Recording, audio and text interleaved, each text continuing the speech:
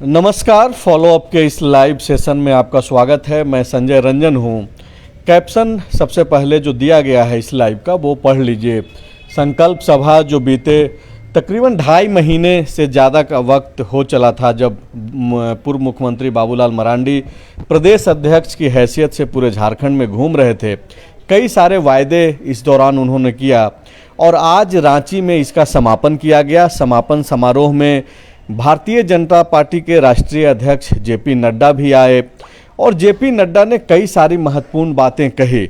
उसमें कई सारे संदेश छिपे हुए हैं। इस लाइव में पांडे जी और सनी सरत जी से बातचीत करके यही कोशिश करेंगे कि पूरा जो सार है आज के इस समापन समारोह का और संकल्प यात्रा जो 2.5 महीने चला है पूरे झारखंड में, पूरे 81 विधानसभा में बाबूलाल मरांडी गए और वहां पर जा कर के जो है मौजूदा हेमंत सरकार की खामियों को गिनाने का काम किए और बाकायदा उन्होंने इस दौरान कई सारे वायदे भी किए हैं जिसका जिक्र थोड़ी देर बाद जो है हम लोग करेंगे। सबसे पहला जो सवाल है वो पांडे जी से मैं करूंगा और पांडे जी से सवाल यही है कि पांडे जी, कैप्शन में हमने यह लिखा है आज कि इस संकल्प जो सभा हुआ हरमू मैदान में जिसमें तकरीबन 10,000 के आसपास का भीड़ भी रहा, वो क्या संदेश है और ख़ास करके बाबूलाल जी के लिए क्या संदेश है और मुख्यमंत्री हेमंत सोरेन के लिए क्या संदेश है, अगर हम लोग जेपी नड्डा के भाषण को ही सिर्फ अगर एनालिसिस करें तो? बाबूलाल के लिए संदेश नहीं है। दरअसल ये संकल्प यात्रा में उनको लाया गया, मुख्य अतिथि के तौर पे आए राष्ट्रीय अध्यक्ष। उन्होंने एक ऐसा पार्टी में अगर आप कहेंगे तो वो बताया कि अब जो बीजेपी का, झारखंड बीजेपी का नेतृत्व करता बाबूलाल मरांडी हैं, वो अपनी भाषण से उस बात को स्पष्ट करते हुए नजर आए। दूसरी बात वो ये कहते हुए आए कि आप 2 ही संकल्प लीजिए, एक मोदी को फिर से लाना है और झारखंड में हेमंत सोरेन को उखाड़ के फेंकना है। भ्रष्टाचार के मुद्दे पर जिस तरीके से भाजपा इन दिनों आक्रामक हुई है हेमंत सोरेन की सरकार के खिलाफ, वही वो सीरियल ऑर्डर से जुड़वा रहे थे कि लैंड स्कैम है, लिकर स्कैम है, सैंड स्कैम है।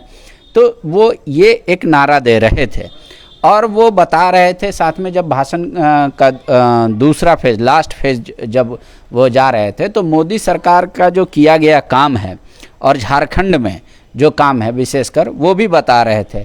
उसके बाद उन्होंने कहा थोड़ी देर कांग्रेस पे भी बात हो जाए, तो प्रियंका गांधी के उस भाषण को जिसमें वो 21 रुपये दान दे रहे थे, तो वो मुद्दा जब जिस तरीके से ट्वीट कैंपेन उस पर खूब धर्म की समझ को लेकर के वो एक बयान दे रहे थे कि प्रियंका गांधी को धर्म की समझ नहीं है। बहरहाल झारखंड के परिप्रेक्ष्य की हम लोग सिर्फ बातचीत करें तो उसमें जिस तरीके से उन्होंने हेमंत सोरेन को लेकर के टारगेट किया, बाकायदा एक बात मंच के जरिए जो है उतना बोल्डली, चाहे वो बाबूलाल मरांडी हो, अर्जुन मुंडा ने भी भाषण दिया, या फिर ये जो रांची जिला के अंतर्गत जो विधानसभा की जो सीटें हैं और मात्र 3 जो बीजेपी के पास है, वो जो विधायक आए भाषण देने मंच पर, या फिर दूसरे नेता ने जो भाषण दिया, उसमें वो दम नहीं दिखा जो जेपी नड्डा गरजते हुए बोल रहे थे जिस तरीके से, और हेमंत सरकार के ऊपर हमलावर थे। और ख़ास करके उन्होंने कहा कि आपका मुख्यमंत्री भ्रष्ट है, और ये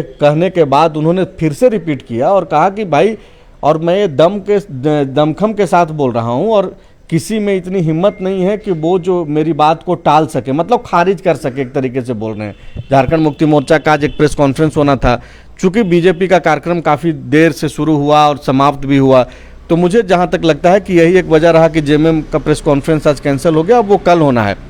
तो क्या कल इस पूरा जेपी नड्डा का जो बयान है, बाबूलाल मरांडी का बयान है, उसका खारिज जेएमएम करेगा? और अगर इस तरीके से जेपी नड्डा जो कि बीजेपी के राष्ट्रीय अध्यक्ष हैं, वो जब भ्रष्टाचार को लेकर के मुख्यमंत्री हेमंत सोरेन पे हावी हो रहे हैं, बयान दे रहे हैं, दिल्ली में बीजेपी प्रेस कॉन्फ्रेंस की थी कि 70,000 करोड़ का घोटाला हुआ है झारखंड में, पहले 20,000 करोड़ बोला गया था, फिर जब वही प्रवक्ता आ गए रांची तो वो उन्होंने 70,000 करोड़ बोल दिया। तो इस तरीके का जो बयान है वो क्या दिखाता है?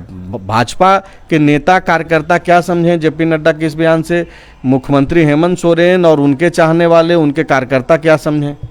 देखिए, मुख्यमंत्री और उनके चाहने वाले तो जेपी नड्डा के समझाने से नहीं समझेंगे, उनके पास है अपना लाइन। भाजपा ये समझे कि जो अभी भाजपा नैरेटिव बना रही है, लॉ एंड ऑर्डर और भ्रष्टाचार, यही दो मुद्दा है और इसी दो मुद्दे को आगे लेके चल रही है भाजपा। और पूरे संकल्प यात्रा में जिस तरीके से 6-5 बातें ही जो उन्होंने कहा, जो वो 24 को रिलेट करता, कि जैसे 24 में अगर भाजपा की सरकार बनी तो हम सिंचाई का व्यापक मतलब परिवर्तन आपको दिखाएंगे, झारखंड में सिंचाई योग्य हो गया।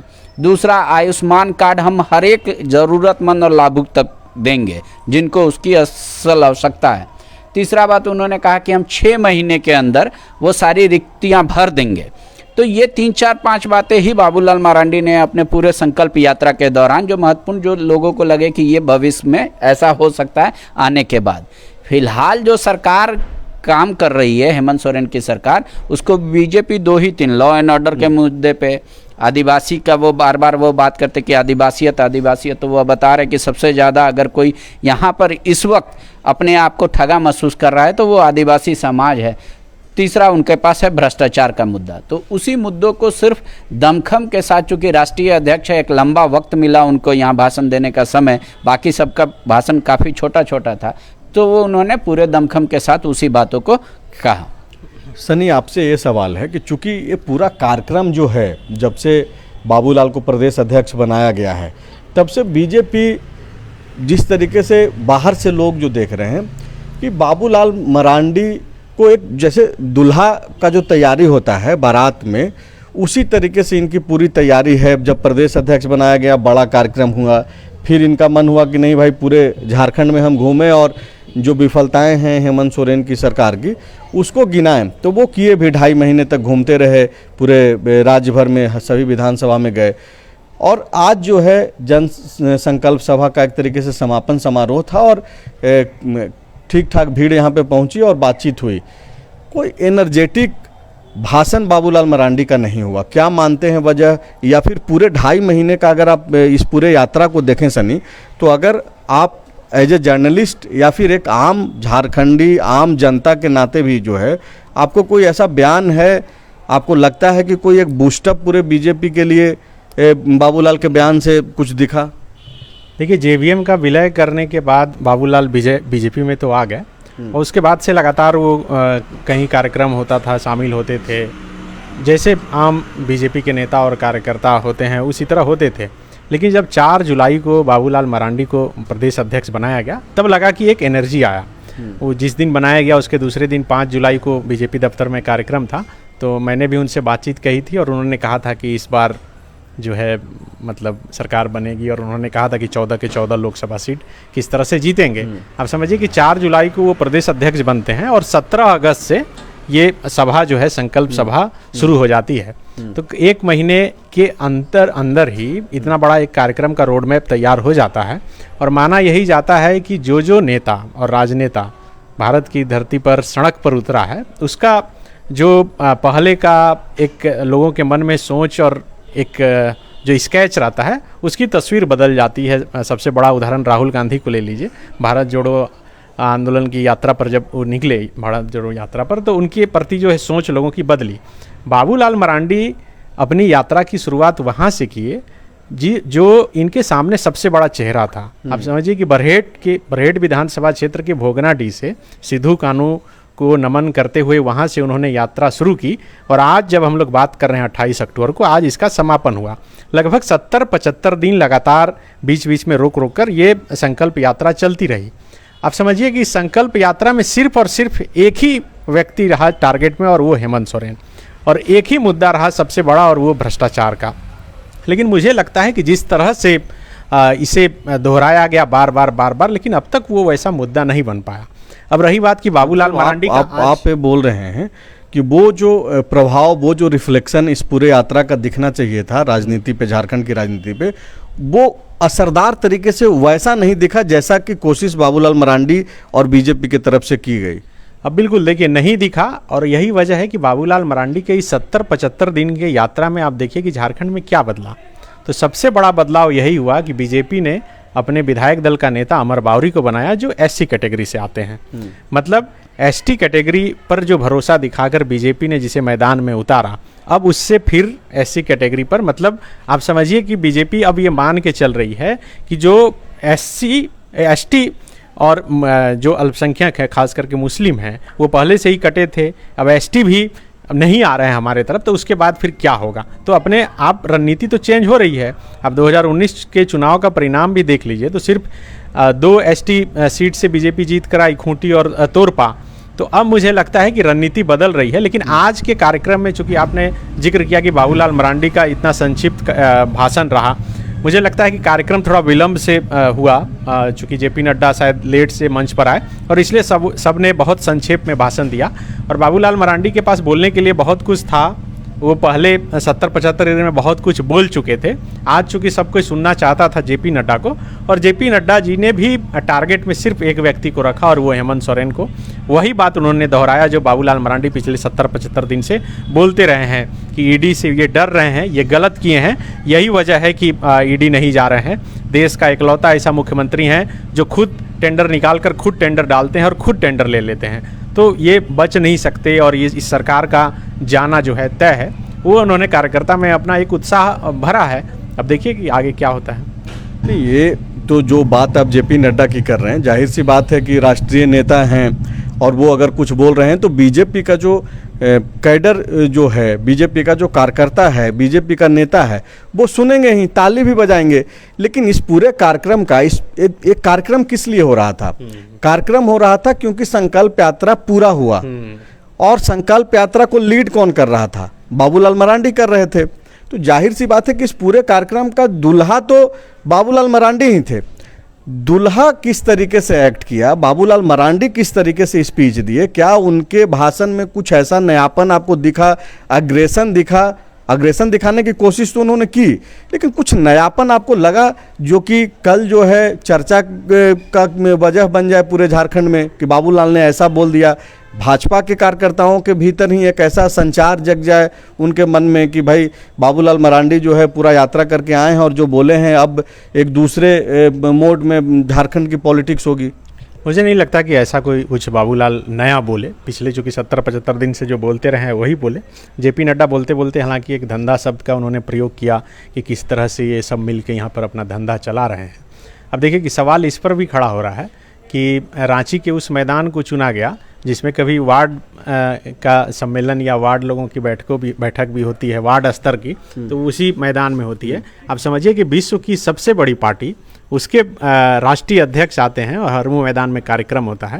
हालांकि बीजेपी वाले दावा कर रहे हैं कि 15,000 कुर्सियां लगाई गई थी और आज की सभा में 20,000 लोग जुटे और ये कार्यक्रम सफल रहा। चूँकि रांची के ही विधानसभा जो आसपास के हैं उसी के लोग थे, लेकिन मुझे लगता है कि ये आज का जो कार्यक्रम है ये बड़ा स्केल में थोड़ा और होना चाहिए था, ताकि एक मैसेज आज ही के, चूँकि ये संकल्प सभा का जो कार्यक्रम था उसका भले ही समापन हो, लेकिन आप इसको देखिए कि लोकसभा और विधानसभा के हिसाब से देखिएगा, चुनाव के हिसाब से, तो आज से तो मतलब युद्ध स्तर पर तैयारी शुरू हो गई। मतलब ये तो एक तरीके से शुरुआत वाला दिन है, भले ही संकल्प यात्रा का समापन है।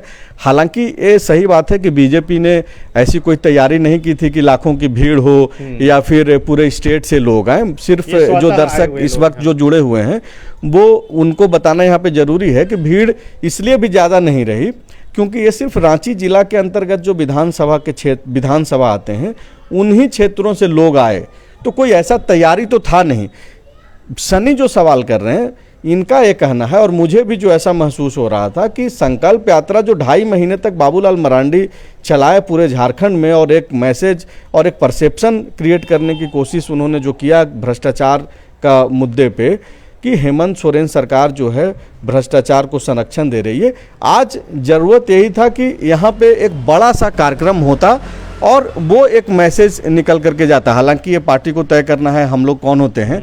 बात हम लोग यही कर सकते हैं कि जेपी नड्डा जो आखिरकार जो हेमंत सोरेन को टारगेट पे रख रहे थे और ख़ास करके उन्होंने जो एक जोर दिया एक सेंटेंस पे कि जाना ही होगा, तो क्या ये संकेत हैं कि आने वाले दिनों में हेमंत सोरेन की मुश्किलें जिस तरीके से सेंट्रल एजेंसियों के सहारे बढ़ रही है और इसको लेकर के आरोप भी लगाते रहा है, झामुमो मुख्यमंत्री भी आरोप लगाते रहे हैं कि सेंट्रल एजेंसियों के जरिए जो है केंद्र जो है वो बैकडोर से परेशान कर रही है और ईडी को तो बाकायदा उन्होंने टूल्स की तरह बताया। तो क्या लग रहा है कि ये जो कुछ दिनों से अभी ईडी शांत है आने वाले कुछ दिनों में, एक सप्ताह में, 1-2 दिन में, 4-5 दिन में फिर से एक्टिविटी बढ़ेगी? देखिए, कुछ भी हो सकता है, भले ही आरोप बैकडोर का लगता हो, लेकिन अब तो लगता है कि खुलकर ही सब बहुत सी चीज़ें सामने आ और गई जनता है। भी सब समझती और है। यही वजह है कि अब लोग खुलकर बोल रहे हैं और सामने वाले उसे सुन भी रहे हैं, और जो काम कर रहे हैं, नौकरी कर रहे हैं, वो भी समझ रहे हैं कि नौकरी नहीं, अब झंडा ही ढोना पड़ रहा है टाइप से। तो अब चूंकि लगातार जिस और ये तरह दोनों जगह है, ये सेंट्रल का हो या फिर स्टेट का हो, कोई भी एजेंसी हो, जांच एजेंसी अब हो, देखिए, अमर इसका बावरी जो है विधायक दल का नेता बने और उनके खिलाफ जो है कार्रवाई तेज हो गई। तो अब उस हिसाब से देखिए तो स्टेट सेंट्रल सबका अपना मिजाज है, जहाँ जैसा सरकार है वर्सेस उस हिसाब से। एसीबी की लड़ाई यहाँ पे। हाँ, तो अभी वही मैं जब वहाँ पर बैठा हुआ था तो पत्रकार चर्चा भी कर रहे थे कि ईडी वर्सेस एसीबी की लड़ाई भले ही चल रही हो, लेकिन बीजेपी अब A²B के सहारे जो है ये लड़ाई में है। वो A²B को इस हिसाब से डिफाइन कर रहे थे कि अमर बावरी और अर्जुन मुंडा और बाबूलाल मरांडी, मतलब AA और B। अब चूंकि R तो माइनस हो गए, वो तो राज्यपाल बन के चले गए, तो अब अलग अलग तरीके से इसका हिसाब किताब लगाया जा रहा है। लेकिन अभी आगे देखिए और कितने नाम सामने आते हैं। अच्छा, चूंकि आपने अर्जुन मुंडा का जिक्र किया, केंद्रीय मंत्री हैं, पूर्व मुख्यमंत्री रहे हैं झारखंड के। अर्जुन मुंडा देर से आए, चूंकि वो एक सरकारी कार्यक्रम में थे, रांची में ही वो आए और कार्यक्रम में हिस्सा लिए और उन्होंने भाषण भी दिया। भाषण में कुछ मिला आपको, कुछ ऐसा? नहीं, चूंकि वो काफ़ी संक्षिप्त भाषण दी है और उन्होंने बस यही कहा कि सरकार में अभी जो स्थिति है, झारखंड के लोग त्रस्त हैं। लेकिन एक बार भी मुझे सुनाई नहीं दिया कि अर्जुन मुंडा हेमंत सोरेन का नाम ले रहे हों। क्या उनका ये ऐसी आदत रही है कि वो नाम नहीं लेते हैं, या फिर वो आज नाम लेना भूल गए? नहीं, वो पर्सनल कटाक्ष से बचते हैं या आरोप पे, और ये सामान्य तौर पे बाबूलाल भी वही करते हैं। लेकिन चूंकि अब जो पॉलिटिक्स का बाबूलाल तो गुरुजी तक का नाम लेते हैं, हालांकि बीजेपी के जो दूसरे नेता हैं वो बचते हैं, तो बाबूलाल बचते हैं, वो वाली बात तो नहीं है। वो पर्सनल टारगेट, चूंकि आप हेमंत सोरेन है राज्य में, आप जैसे आप कहीं भी गए, वहाँ के सारे विधायकों के बारे में उनकी जानकारी है, जैसा वो फेसबुक आईडी पे करते हैं, पर किसी विधायक को पर्सनल टारगेट नहीं किया। वो सरकार है, हेमंत सोरेन की सरकार, हेमंत सोरेन की सरकार, ये माना जाता है। तो उसी तरीके से अर्जुन मुंडा का भी व्यवहार होता है। लेकिन उनका समय कम था, वो पहले से डिटरमाइंड नहीं थे। वो चूंकि अचानक मंच पे आए तो उनको अचानक कार्यक्रम की जानकारी तो होगी ना, और क्यों कार्यक्रम हो रहा है ये भी तो जानकारी हो। ऐसा तो नहीं है कि आज नियुक्ति पत्र जब बांटने के बाद आए तो ये माना जा रहा था कि जब तक नड्डा जी आएंगे, चूंकि नड्डा जी को यहाँ से रायपुर जाना था, तो उससे पहले जिनको भाषण देना था वो दे लेते, उसके बाद सिर्फ प्रदेश अध्यक्ष और राष्ट्रीय अध्यक्ष का भाषण होता। लेकिन इसी बीच चूंकि मुंडा जी लेट से पहुंचे तो उनको भाषण कराना पड़ा उनसे, तो वो उनको संक्षिप्त में बोलना पड़ा, उनको भी संक्षिप्त में बोलना पड़ा, बाबूलाल मरांडी को भी संक्षिप्त में बोलना पड़ा, और जेपी नड्डा के पास जितना अपना समय था वो अपने पूरे समय का यूटिलाइज किए और भाषण दिए। सनी कुछ बोलना चाह रहे हैं? ये गौर करने वाली बात ये है कि राष्ट्रीय अध्यक्ष अपनी सरकार की उपलब्धि गिना रहे थे, केंद्र सरकार की। आप समझिए कि उसमें ट्राइबल मिनिस्टर उनके स्टेज पर बैठा है और वो ट्राइबल मतलब डोमिनेटिंग कहें या फिर बहुल राज्य में वो भाषण दे रहे हैं। लेकिन कोई एक उपलब्धि उन्होंने अर्जुन मुंडा की नहीं गिनवाई कि उन्होंने देखिए कि झारखंड की या देश के आदिवासियों के लिए ये काम किया, नहीं किया। उन्होंने संजय सेठ तक का नाम लिया कि अब रांची वालों को जो है रांची रेलवे स्टेशन का नक्शा दिखाइए कि कितना भव्य बन रहा है। उन्होंने गढ़वा और गोड्डा यहाँ का की उपलब्धियाँ ट्रेन के जरिए गिनवाई। लेकिन जब आप ये जो आपके मन में शंका उत्पन्न हुआ है उसका मुझे जो लगता है जवाब इस तरीके से मतलब दिया जा सकता है आपको कि ये कोई, देखिए पूरा कार्यक्रम, मैं क्या बोल रहा हूँ, बार बार बोल रहा हूँ कि ये बाबूलाल मरांडी का कार्यक्रम था और ये कार्यक्रम था मौजूदा सरकार के खिलाफ जो पूरे 2.5 महीने तक जो एक यात्रा चली। तो इस कार्यक्रम के जरिए संकेत भी था ना, क्योंकि आज आप देखिए कि अखबारों में हेडलाइन छपा कि जेपी नड्डा आज बाबूलाल मरांडी के हाथ में सौंपेंगे पॉलिटिकल बिटेंस, यही था ना शायद। तो वो जो मसाल जो होता है, जो खिलाड़ी की कोई भी जब आयोजन होता है बड़ा, तो मसाल एक दूसरे को सौंप के आगे बढ़ाया जाता है, रिले। तो वो ये तो हुआ ना। आज आप देखिए यही तो वजह है तो कि वो बाबूलाल मरांडी को सौंप दिए ना। लेकिन जो रघुवर दास के जाने के बाद जो चर्चा थी कि बाबूलाल मरांडी, अर्जुन मुंडा अब बचे हुए हैं, यही दोनों मिलकर संभालेंगे, तो मतलब साफ है कि बाबूलाल मरांडी ही हैं जो अब नेतृत्व करेंगे, हालांकि कर ही रहे हैं वो तो। नहीं, तो स्पष्ट है कि झारखंड में बीजेपी का अगर कोई चेहरा है, कोई नेता है, इकलौता जो सबसे बड़ा नेता है वो बाबूलाल मरांडी हैं। अर्जुन मुंडा नेता हैं, पूर्व मुख्यमंत्री रहे हैं, लेकिन उनकी जिम्मेवारी तो केंद्र में है, वो लोकसभा का चुनाव लड़ेंगे फिर से। रघुवर दास जी को लेकर के एक सवाल उठता था कि भाई रघुवर दास किस भूमिका में रहेंगे, क्या फिर से उनको कोई एक नई लॉटरी मिल जाएगी, लेकिन उनके हिस्से में राजभवन लिखा हुआ था, वो राजभवन चले गए। तो स्पष्ट तो संदेश चला गया। और आज जब जेपी नड्डा आए, ये जो पूरा जो कैप्शन है सनी, जो हमने लिखा ही है कि भाई बाबूलाल को क्या संदेश मिला इस पूरे ये से, मैं जो देख और समझ पा रहा हूँ वो यही है कि बाबूलाल मरांडी को फ्री हैंड देते हुए एक संदेश उनको भी दे दिया गया आज कि भाई अब आपके पास कोई बहाना नहीं है।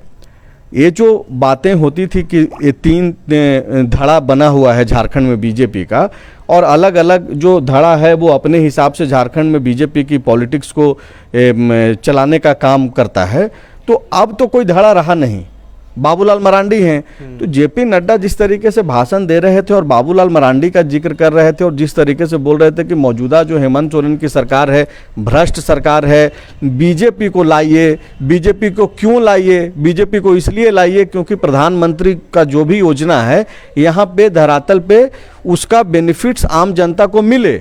बाकायदा उन्होंने ये भी कहा कि रघुवर दास की जब सरकार थी यहाँ पे और जब केंद्र में नरेंद्र मोदी की सरकार थी, दोनों मिलकर के वो ग्राउंड पे काम कर रहे थे।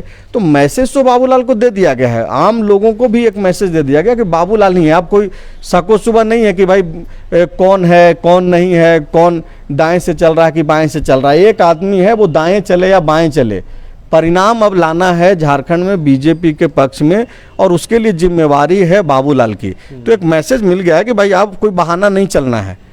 बिल्कुल, देखिए, और ये कार्यक्रम इसलिए भी अहम है, एक तो बाबूलाल फेस हैं, ये तो फेस बन ही गए हैं, और आज ये साबित भी कर दिया जेपी नड्डा ने कि भाई बाबूलाल हैं, अब इन्हीं पर पार्टी को भी पूरा विश्वास है और लोग भी अब विश्वास जता रहे हैं, जैसा कि वो बोल कर गए कि संकल्प यात्रा में जिस तरह से लोग जुटे, उनके साथ लगातार भीड़ रही, कई जगह बहुत भीड़ हुई। आप समझिए कि आज से ठीक 17 दिन बाद प्रधानमंत्री नरेंद्र मोदी देश भर में जो यात्रा शुरू करने वाले हैं, उसकी शुरुआत भी वो झारखंड से कर रहे हैं। झारखंड स्थापना दिवस और भगवान बिरसा मुंडा कि उस दिन वो शुरू करेंगे, खूंटी से, उली हाथों से ये कार्यक्रम शुरू करेंगे। तो उससे पहले ये 17 दिन पहले ये कार्यक्रम होना ये भी अहम है। आप समझिए कि अब झारखंड फोकस पर है, ना सिर्फ प्रधानमंत्री के, ना सिर्फ राष्ट्रीय अध्यक्ष के, हर किसी के फोकस पर है कि लोकसभा चुनाव की जो 14 सीटें हैं उसमें कैसे अधिक सीट जीती जाए, 12 है तो उसे कैसे बढ़ाई जाए या फिर उतना ही कम से कम कैसे वापस लाया जाए। और दूसरा है कि अभी जो विधानसभा के चुनाव होना है उसमें कैसे फिर यहाँ पर सरकार बनाई जाए। और मुझे लगता है कि यही वजह है कि अब फोकस्ड होकर काम किया जा रहा है।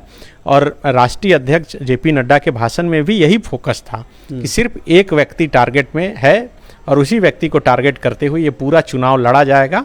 और आज का उनका पूरा भाषण बता गया कि अब बीजेपी का रुख जो है, जो बाबूलाल मरांडी पिछले 70-75 दिन से बोलते रहे, उसी लाइन पर ये चुनाव होना है, भ्रष्टाचार के नाम पर और हेमंत सोरेन और उनके परिवार के नाम पर। सोचिए कि जेपी नड्डा ने यहाँ तक कह दिया, इसका मतलब यहाँ आने से पहले वो जरूर होमवर्क किए होंगे कि बाबूलाल मरांडी पिछले दिनों जो ट्वीट किए थे कि किस तरह से अपने पिता और परिवार के लोगों का नाम बदलकर ज़मीन की रजिस्ट्री हुई है। तो कोई भी नेता कहीं जाता है तो उनका भाषण लिखने वाले तो उस हिसाब से अपना होमवर्क करते ही हैं। तो इसका मतलब साफ है कि अब टारगेट पर सिर्फ और सिर्फ हेमंत सोरेन रहेंगे हैं और आगे भी मुझे लगता है कि अब वो होने वाले हैं। एक जो आप भ्रष्टाचार का जो मुद्दा आप उठा रहे हैं, हालांकि प्रधानमंत्री से लेकर के हर वो आदमी जो राजनीति पे चर्चा करता है अपने इस पूरे देश में, वो भ्रष्टाचार को एक इशू तो मानता है, लेकिन भ्रष्टाचार जो है वो मुद्दा बन नहीं पाता है। अगर आप ग्राउंड पे जाएंगे, जब मतदान केंद्रों पे लोगों को देखेंगे, या फिर जो राजनीतिक दलों का जो आचरण है, जो व्यवस्था है संगठन का, उसमें देखेंगे तो आपको दिखेगा कि भ्रष्टाचार जो है सिर्फ बोलने के लिए ही एक विषय मात्र रह गया है। ये सवाल इसलिए भी है, मुझे याद आ रहा है कि सोहराई भवन, चूँकि अब तो रघुवर दास जी राज्यपाल बन गए हैं, लेकिन जब तक पूरे 5 साल तक रघुवर दास की सरकार में सोहराई भवन जिक्र में रहा, मुख्यमंत्री हेमंत सोरेन उस समय नेता प्रतिपक्ष थे और लगातार जो है उन पे भ्रष्टाचार का आरोप लगते रहता था। 5 साल तक कुछ हुआ नहीं। इस बार फिर से जो है ईडी के निशाने पे हैं। 4 साल 28 दिसंबर को पूरा हो जाएगा हेमंत सरकार का। डे वन से ही ये आरोप लग रहा है इनके ऊपर कि भाई ज़मीन लूट लिए, बालू लूट लिए, कोयला लूट लिए, अवैध तस्करी करा रहे हैं, लेकिन कुछ हो तो नहीं पाया अब तक। तो क्या ये सिर्फ भाषणों में या फिर जिस तरीके से ये जो समन तक जो बातचीत चल रहा है, कोर्ट तक आना जाना लगा हुआ है, वही होते रहेगा और फिर बाद में चुनाव में लोग चले जाएंगे? वो तो अब ईडी का अपना काम करने का तरीका है, भाजपा का अपना। आप यही समझिए, जब रघुवर दास थे तब क्या मुद्दा था? मुद्दा यही था, बाहरी को हटाओ, स्थानीय को लाओ। एक, विकास के मुद्दे पे चर्चा नहीं हो रही थी। दूसरी बात, जब चुनाव का मैनिफेस्टो जारी होने से पहले, उसके बाद क्या मुद्दा हुआ कि ये CNT SPT में संशोधन करने वाले, आदिवासी की ज़मीन छीनने वाले, लैंड बैंक को लेकर बात हुई। लेकिन जैसे चुनाव का दौर शुरू हुआ, हेमंत सोरेन ने संवाद कार्यक्रम जब से शुरू किया, वो चेंज कर दिया उन्होंने माहौल। वो माहौल क्या चेंज कर दिया कि हम आएंगे तो 5 लाख नौकरी देंगे, नहीं दे पाए तो हम बेरोजगारी भत्ता देंगे, हम टेम्पोररी वाले को परमानेंट करेंगे। तो ये सब मुद्दा जैसे जैसे राज्य की चुनाव, ये सब मुद्दा आप मानते हैं एज ए पत्रकार जो देख रहे हैं पॉलिटिकल पार्टियों का जो काम करने का जो अपना नेचर है, क्या नौकरी मुद्दा है, महंगाई मुद्दा है, भ्रष्टाचार मुद्दा है जनता के बीच में? भाषणों में तो ये है और आने वाले कई वर्षों तक रहेगा भाषणों में। जैसे ही आप बातचीत करते हैं 5 लाख का, ये लोग तुरंत एक प्रेस कॉन्फ्रेंस करते हैं कि 2 करोड़ नौकरी कहाँ गया।